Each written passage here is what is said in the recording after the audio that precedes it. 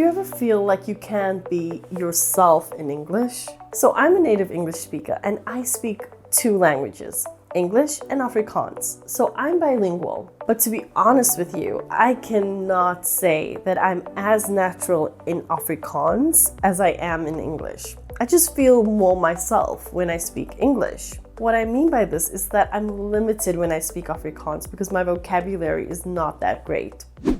Hi Cassie, hoe gaat het? Hoe was jouw dag bij je werk? Alles is goed. My dag was ongelooflik besig en ek is eintlik nog steeds besig om te film en jy's in my shot. Actually, I'm not even sure I used the correct word for shot or film in Afrikaans, but it's okay. He got the message. It's just not quite as good. I don't feel quite as comfortable. But that does not mean that I'm not myself. How about you?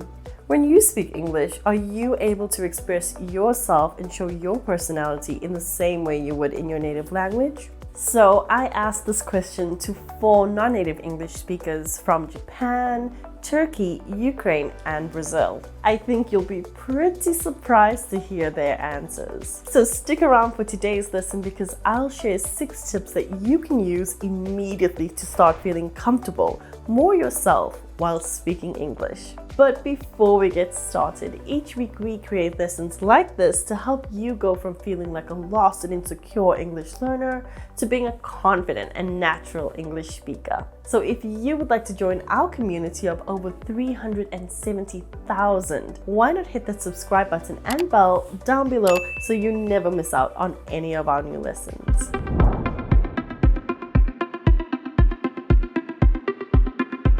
Yes and no. Sometimes it feels like I have 2 different mindsets, Japanese me and English me. But in another way, when I speak English, I often feel that I'm expressing my real self in new words. So what Yui just said is very important. She mentioned that she has a Japanese mindset and an English mindset, but that doesn't mean that she's not being herself when she speaks English. What it means is that when she speaks English, she's basically adding to who she already is in Japanese. So as you develop your vocabulary, as you start to learn new ways to express yourself, you realize that you're not quite the same person that you were when you started learning the language. But as your English level progresses outside of the classroom, and this could be through things like watching YouTube videos, being on Instagram, your favorite movies, TV shows in English, you'll start to notice that you start to form a deeper connection with the language that goes beyond just learning new vocabulary. And this is when you start to feel more like yourself. I think the beauty and the fun of speaking English for me that it allows me to express myself through different words and phrases and expressions that don't exist in my mother tongue. I don't need to translate the Japanese words I already know into English. For me, it's very important to switch my brain to English so I can start to think in English and speak in English as well. In that way, I don't get stuck when I speak English. For example, the word absolutely.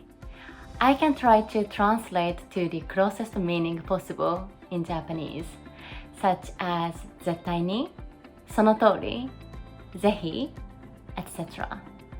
But none of them will be a perfect match because every word has its own nuance. When I say absolutely in English, I feel the word has its own color I can't describe. Understanding the nuances of the language can sometimes help you express yourself even better in English than in your native tongue. And she's able to, by using this one word, express a part of her personality much more easily in English than she would in her native tongue. Because English is such a convenient language, there are so many ways to express my feelings and the things I want to say. So basically, I just needed to add more vocabulary to my lexicon to enrich my speaking. As your vocabulary develops and you start to feel more connected to the language, you can play around with different personality traits you have or want to have and transfer those from your native language to English. For example, if you're quite funny in your native language and you want to transfer this to English, you could practice telling jokes in English, or perhaps watch a comedy special in English without subtitles. You could even take note of how the comedian tells the jokes and try to replicate that in English. On the other hand, if there's a personality trait that you would like to develop in English, perhaps you're quite shy in your native language and you want to sound more confident in English, you could start by learning expressions or phrases that make you sound confident in English.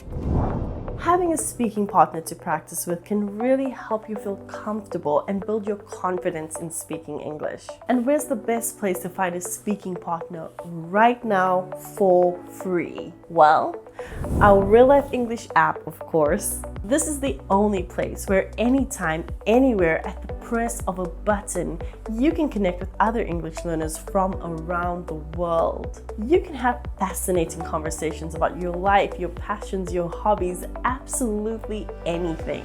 So download it right now for free by clicking up here or down in the description below, or simply search for Real Life English in your favorite app store.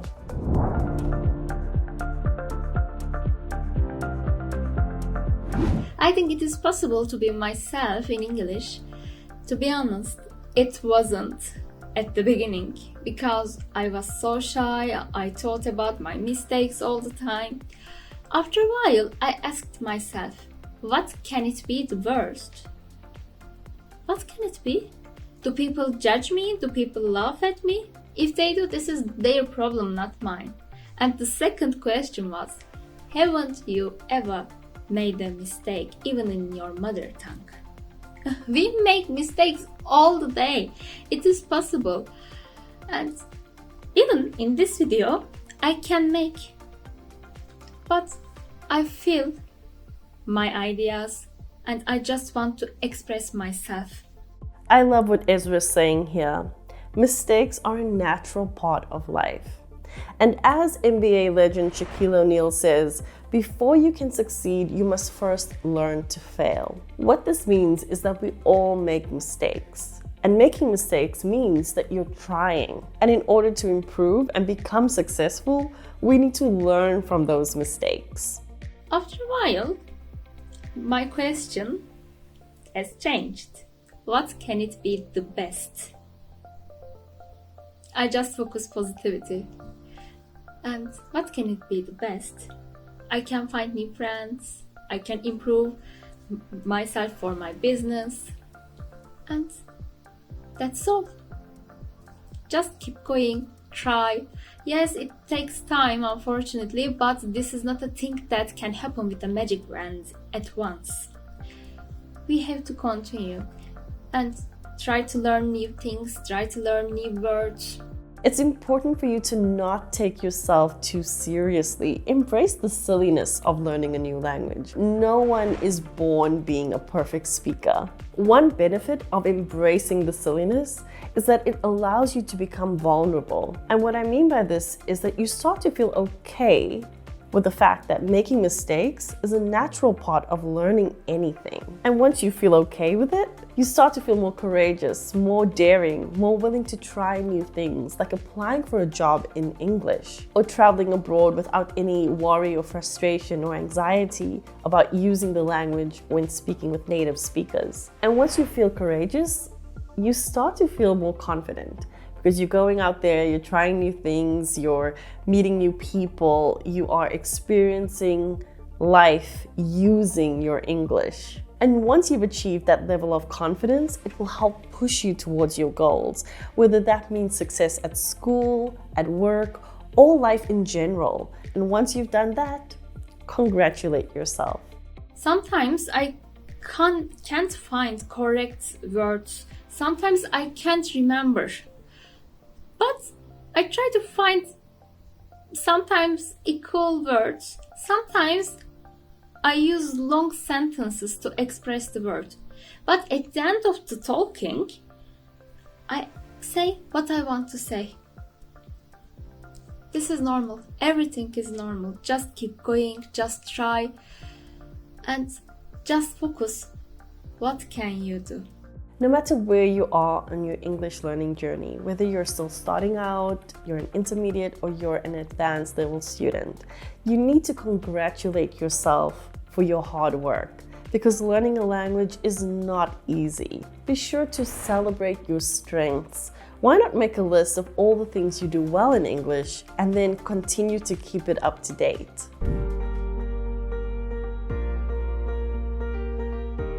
For me, it was yes and no.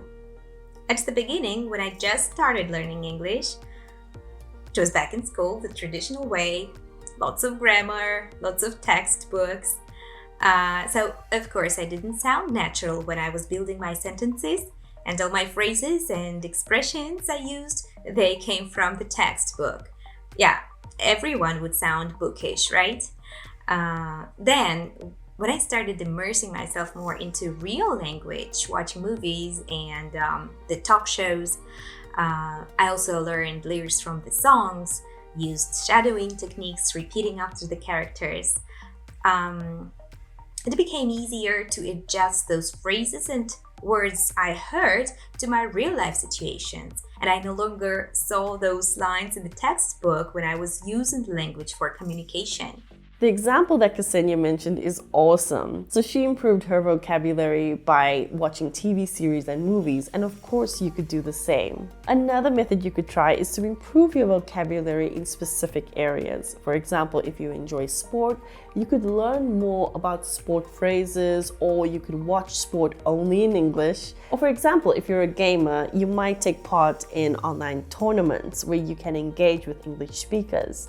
It's important to try to align the things that you love doing and the things that you're interested in with your English studies. This way, it doesn't really feel like work. It just feels like a natural, organic learning process. So it doesn't feel like you have to get up and go and do something in order to learn the language. The language actually naturally becomes part of your life. So this is a big yes. I am myself when speaking English. It's important to attach your feelings and emotions and see the language as the tool for communication, not a boring school subject or something you need for your job. Yeah, when you feel the language, you express your emotions better, and that's when you feel that you are being yourself. So in order to live your English, you need to learn about things that you actually like. This could mean joining groups of people to talk about similar interests, or to learn from people who have different opinions or different views on life. This will make you feel more comfortable and confident when you speak English. Before you continue watching, why not pause the video and let us know down in the comments, do you feel like you can be yourself in English? Share your answer in the comments below, and why not add an encouraging message to the rest of the community?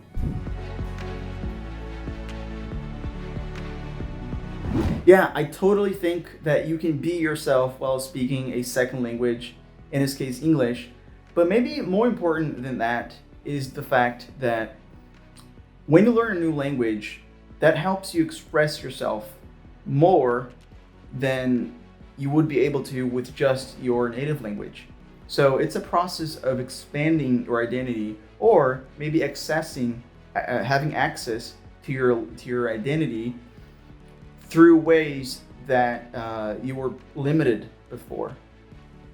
So it's much more about getting to know yourself, who you are, your essence, than limiting it.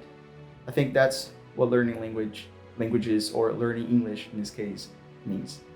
So what Izzy's saying here is very, very important.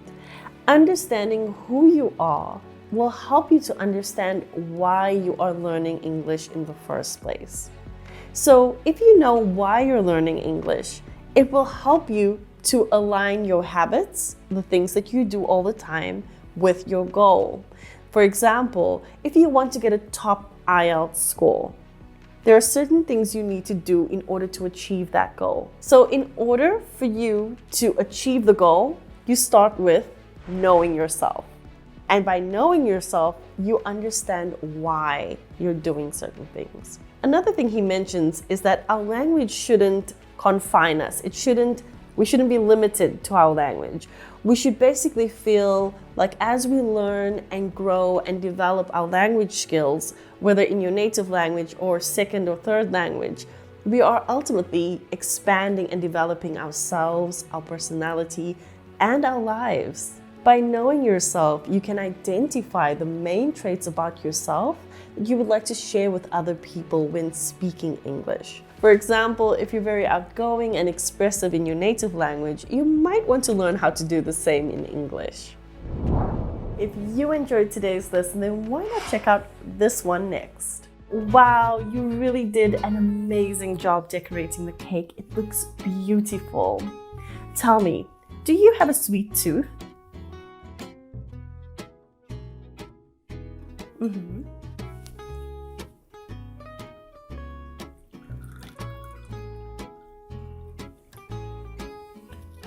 It sure is. By the way, I hope you enjoy the tea. It comes all the way from Ukraine.